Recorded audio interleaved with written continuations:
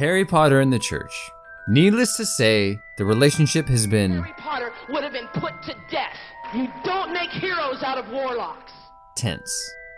Organized book burnings, nationwide bans, and I even heard a story of a child in a Christian orphanage with nothing left in the world but his Harry Potter books who was forced to burn them because they promoted witchcraft. What is it about our own imaginations that could be so terrifying? I had a very active imagination as a child. I also happened to live in a house with 9 kids, so keeping track of me was impossible. One step outside, and I was in another universe so real and vivid that it was almost indistinguishable from reality. Like many children, my imagination was easily swept off into the world of fiction. Naturally, the stories I liked best were about knights and quests and slaying dragons. They were about King Arthur, Luke Skywalker, and of course, Harry Potter. As soon as the new Harry Potter book was available in the library, it was a mad rush to be the first one to check it out. Unfortunately, I was told these books were satanic witchcraft and I was never allowed to read them. Of course, the fact that the books were forbidden only made them that much more attractive. I read them anyway, hiding them all around the house and getting caught all the time. Mr. Smith? Oh yeah, just masturbating! The books clearly accomplished something amazing. They had 5th graders reading 5, 6, and 700-page books, and my own love for reading to this day can be traced back to that time in my life. In my 11-year-old mind, I simply couldn't understand how something which provided me with so much joy and wonder could be evil. I've come to believe that it is precisely the amount of joy we received that caused this kind of backlash, and it is not hard to see why. What are we doing when we get lost in a novel? It is more than just fantasy and escapism.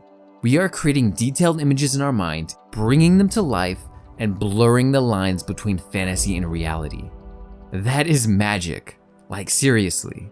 Getting that immersed in something is truly a religious experience. And unfortunately, it's all too common the church is in the business of preventing religious experience rather than mediating it. Look closely and you will see, at its core, the Harry Potter series is about a religious transformation. A tyrannical king becomes paranoid about a new miracle child. The child is then driven out of the magical kingdom only to return later as the savior.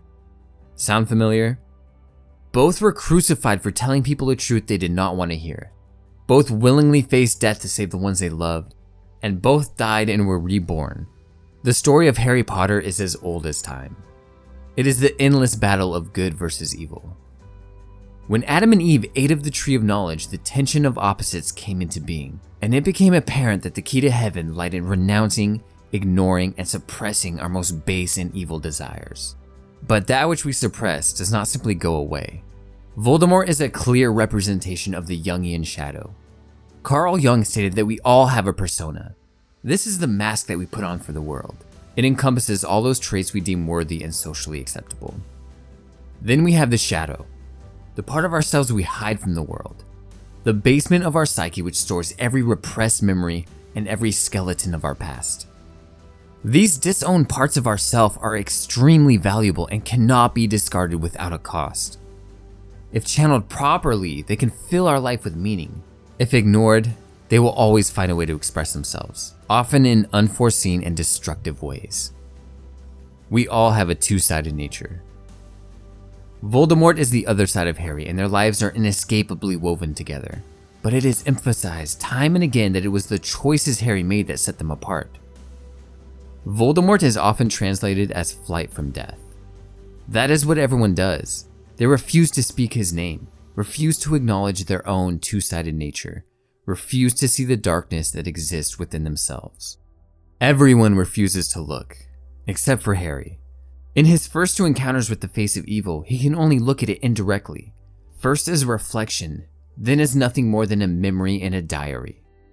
While he meets the face of evil courageously, he is clearly outmatched.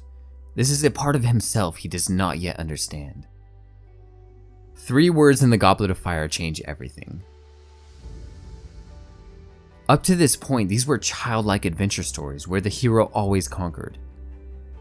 This all changes when Harry has his first direct look into the face of evil. He sees death, an experience which changes him completely.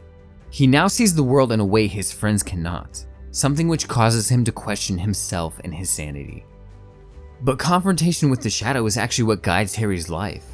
He sets his aim to become an Auror and to join the Order of the Phoenix. It provides his life with purpose and meaning.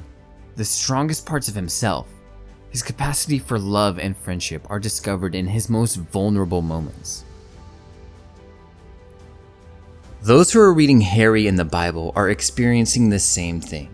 There's a reason the death and rebirth theme has survived in our storytelling for thousands of years. It speaks to something deeply embedded within the human experience, and it is the reason the story of a young wizard has been able to successfully reach the hearts and minds of billions of people.